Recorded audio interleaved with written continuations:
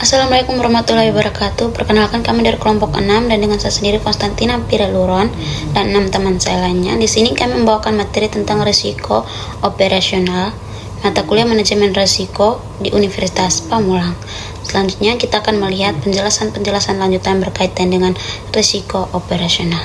Definisi risiko operasional. S2 lembaga yang mengatur perbankan internasional mendefinisikan risiko operasional adalah risiko yang timbul akibat kegagalan dari manusia, proses internal, sistem, atau kejadian eksternal.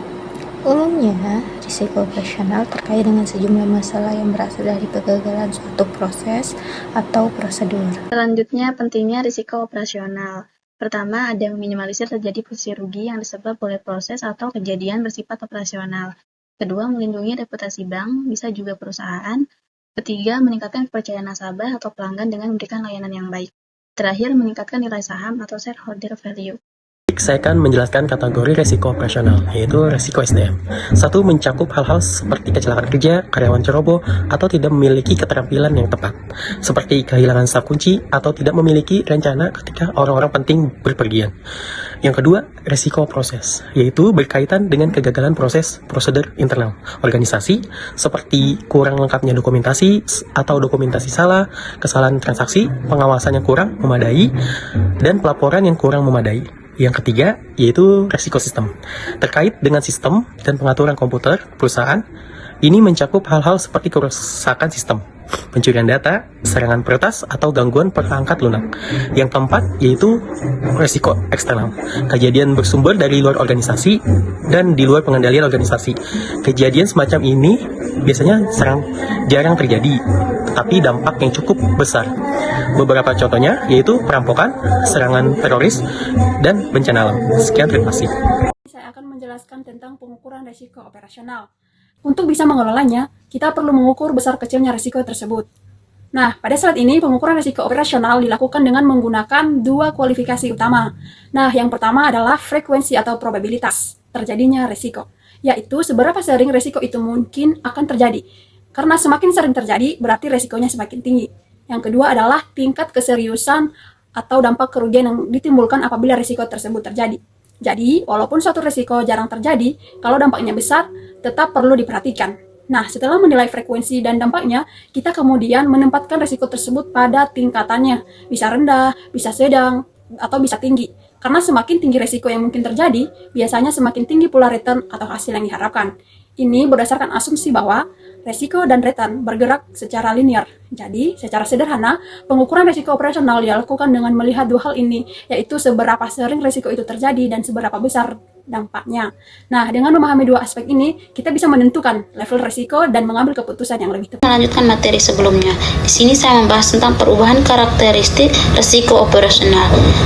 Jadi perubahan risiko operasional dulu di mana semua pencatatan transaksinya dilakukan secara manual dan rawan terjadi kesalahan. Kesalahan ini bisa diakibatkan karena kelelahan karyawan, tetapi dampak kecil, seperti selisih pencatatan harganya cuma Rp1.000 saja.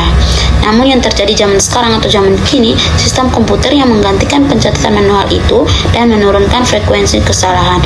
Tetapi ada aja muncul risiko baru seperti serangan virus dan pembobolan sistem yang jarang terjadi. Tetapi jika terjadi berpotensi dan menimbulkan kerugian begitu besar. Dampak risiko operasional yang pertama yaitu ada kerugian finansial, di mana kerugian finansial ini bisa terjadi akibat biaya perbaikan ataupun denda, biaya klaim asuransi yang gagal, atau kerugian akibat penjualan atau pembuangan barang yang tidak laku. Untuk dampak risiko operasional yang kedua yaitu ada gangguan operasional. Gangguan operasional ini dapat menyebabkan terhentinya proses bisnis, penundaan pengiriman produk ataupun layanan, serta hilangnya kendali atas sistem ataupun data. Untuk dampak risiko operasional yang ketiga yaitu ada kerusakan reputasi. Kerusakan reputasi ini bisa berupa pelanggan yang mungkin kehilangan kepercayaan yang berujung pada penurunan pendapatan, atau perusahaan mungkin dapat mengalami publisitas negatif. Yang selanjutnya yaitu masalah keselamatan, di mana dampak risiko operasional dalam masalah keselamatan ini merupakan risiko operasional yang dapat mencakup bahaya keselamatan bagi karyawan dan merusak infrastruktur perusahaan. Selanjutnya kita masuk pada siklus risiko operasional. Siklus ini terdiri dari beberapa tahap yang saling terhubung dan berjalan terus-menerus untuk memastikan risiko dapat dikelola dengan baik. Yang pertama, identifikasi risiko. Pada tahap ini, perusahaan mengumpulkan dan mengenali berbagai potensi risiko yang bisa muncul dari manusia, proses, sistem, maupun faktor eksternal. Tujuannya adalah mengetahui sejak awal apa saja yang bisa menimbulkan kerugian. Lalu kedua ada penilaian risiko atau risk assessment. Nah, setelah kita mengidentifikasi risiko, kita menilai seberapa besar kemungkinan risiko itu terjadi dan seberapa besar dampaknya terhadap perusahaan. Nah, dengan begitu, perusahaan dapat menentukan risiko mana yang harus diprioritaskan. Lalu ketiga, ada pengendalian risiko atau risk mitigation dan kontrol. Nah, pada tahap ini, perusahaan mulai menerapkan langkah pencegahan dan pengendalian. Misalnya, membuat SOP, meningkatkan pengawasan, memperbaiki sistem, atau melatih karyawan. Intinya, mengurangi kemungkinan risiko terjadi atau meminimalkan dampaknya. Lalu keempat yaitu pemantauan dan evaluasi. Di sini langkah penting untuk memastikan bahwa pengendalian risiko berjalan dengan efektif, di mana perusahaan secara rutin memonitor apakah masih ada celah, perubahan kondisi, atau mungkin ada risiko baru yang akan muncul.